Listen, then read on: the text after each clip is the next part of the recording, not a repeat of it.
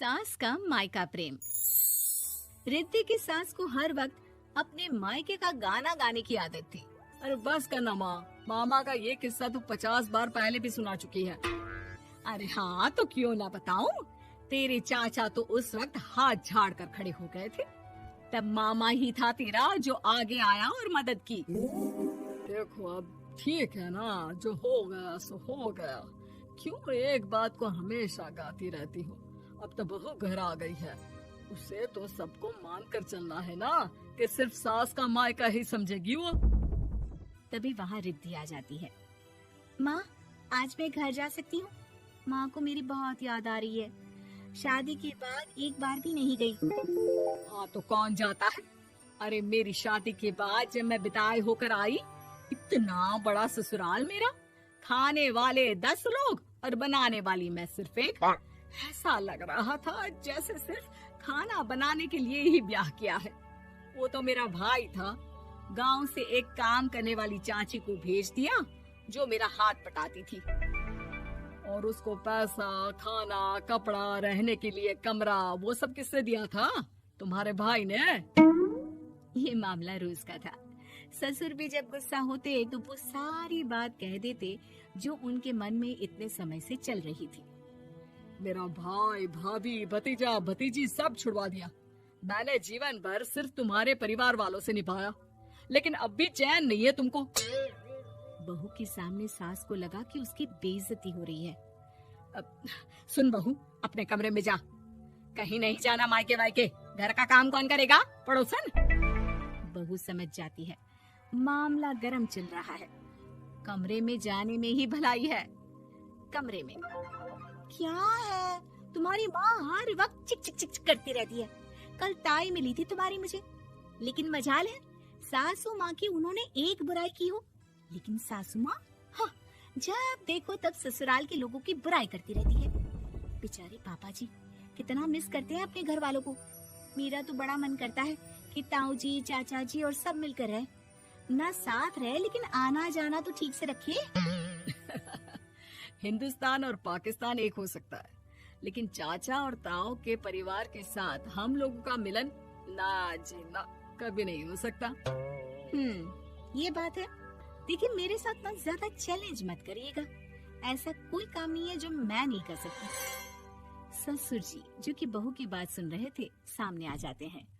अरे बेटा, तू ये कर सकती है तो प्लीज मेरा परिवार किसी तरह मुझसे मिलवा दे। सारी जवानी तो मैंने किसी तरह काट ली, लेकिन जीवन के इस पड़ाव पर बहुत याद आती है मेरे परिवार की। हाँ हाँ पिताजी, आप चिंता मत करिए, बस मेरा साथ देते रहिए आप दोनों। फिर देखिए कैसे माँ जी भी ठीक हो जाएंगी और पूरा परिवार भी एक हो जाएगा। थोड़ी देर बाद बहू सामान लेकर घर से निकल रही होती है कि मना किया था ना तुझे मायके जाने के लिए, फिर क्यों जा रही है? बहू कुछ कहती इससे पहले ही बेटा बोलने लगता है। क्या है माँ, वो घर जा रही है। वैसे भी उसके माता पिता ने मुझे 10 लाख दिए तब जाकर मेरा काम शुरू हो पाया, वरना तूने मेरे लिए किया क्या है? अरे वाह बेटा, बचपन से पढ़ाया लिखाया, तेरे दुख दर्द में जगी, और आज वो लोग तुझे सही लग रहे हैं। और फिर ससुराल में लड़की खुश रहे, ये तो मायके वालों की जीवन भर की जिम्मेदारी रहती है। तो ये तुमको भी तो सोचना था ना। ताऊ जी ने पापा को पढ़ाया लिखाया, जब तुम नहीं आई थी तो पापा के लिए ताई जी ने पापा की माँ की तरह देखभाल की। अब बोलिए। अरे तू कुछ नहीं जानता बेटा, तेरे पापा को सब पता है, तभी वो उन लोगों से वास्ता नहीं रखते। मैं उन लोगों को जानता हूँ, लेकिन मैं तुम्हें नहीं जानता कि तुम्हारे मन के लायक काम नहीं हुआ तो तुम घर की शांति बर्बाद कर दोगी। सास जोर जोर से चिल्लाने लगती है। तभी वहाँ सास का भाई आ जाता है। अरे क्यों आप लोग मेरी बहन को परेशान करते रहते हैं? पहले ये जीजा कम थे, जब बहू भी आ गई। बहन, मैंने तो 30 साल पहले ही बोला था, अपना हिस्सा ले और छोड़ इन लोगों को, चल अपने साथ। बहू समझ जाती है कि मामा ससुर की नजर किस पर है। देखा, तुम लोग मुझे अकेला मत समझना, मेरा भाई खड़ा है आज भी मेरे लिए। बहू मायके जाती है और आते वक्त साथ में नौकरानी ले आती है। अरे बहू, कुछ खाने को दे दे। अरे आंटी, क्यों भाभी को परेशान करती रहती हो? उनके भाई ने मुझे जिम्मेदारी दी है। किसी भी चीज की परेशानी नहीं होनी चाहिए भाभी को। जो चाहिए मुझे बोलने का। आय हाय, बहू के मायके वालों का इतना दखल। ये मेरा घर है, कोई कल का आए इसे पूरा कैप्चर कर ले, ये बर्दाश्त नहीं होगा मुझसे। क्या हो गया सासू माँ? क्यों सुबह सुबह चिल्ला रही हैं? चमेली, ओ चमेली, क्या कहा था मेरे भाई ने तुझे?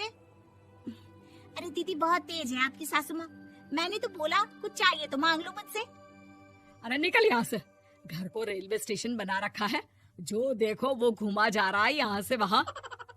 ये कहीं नहीं जाएगी। ये जाएगी तो घर का काम कौन करेगा? मैं। हाँ, और क्या करती हैं बहुएं? घर का काम ही तो करती हैं, इसमें नया क्या है? तभी वहाँ ससुर जी आ जाते हैं। हाँ, तो यही बात तो तुम्हें भी समझनी चाहिए थी ना। आज बहू के मायके से नौकर आ गया तो तुम्हें बुरा लग रहा है? अरे तो उस वक्त गर्मा गर्म खाना तो सबने खाया ना। ऐसा तो नहीं है कि मेरे मायके का नौकर था तो सिर्फ मेरे लिए बनाता था। अरे निकालो इसे, फिलहाल बाद में बात करती हूँ।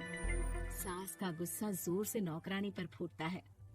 तभी वहाँ बेटा सामान के साथ आकर खड़ा हो जाता है। चलो रिद्धि, तुम ठीक बोलती हो। मेरी माँ को तो हम लोगों की कोई फिक्र है ही नहीं, ये तो सारा दिन सिर्फ अपने बारे में सोचती है। और देखिए, मैं अब से कह रही हूँ कि अब से इस घर की तरफ आपको देखना भी नहीं है। नहीं आना आज के बाद इन लोगों से मिलने। हाँ हाँ, बस कभी कभी दिन में 2 बार मिलने आ जाओ। नहीं, बिल्कुल नहीं। ससुर झूठा नाटक करते हुए। मेरी बीवी ने मुझे मेरे ही परिवार से दूर कर दिया, आज बहू मेरा इकलौता बेटा दूर कर रही है। हाय, कैसे जीऊंगा मैं? वाह, वो भाई जो आपको बेटे की तरह मानता था, उन्हें छोड़ने में तो दुख नहीं हुआ। आज खुद का बेटा छोड़कर जा रहा है तो कैसे जीऊंगा? बड़े आए। अब सास समझ चुकी थी कि उससे गलती क्या हुई है। मुझे माफ कर दे बहू, अब मेरी समझ में आ गया कि अपनों से दूर कर बीवियां पति का भला नहीं बल्कि उन्हें जीवन में अकेला कर रही है। मुझे माफ कर दे, मैं अब सबसे माफी मांग लूंगी। ससुर जी दूर से बहू को थम्स अप दिखाते हैं।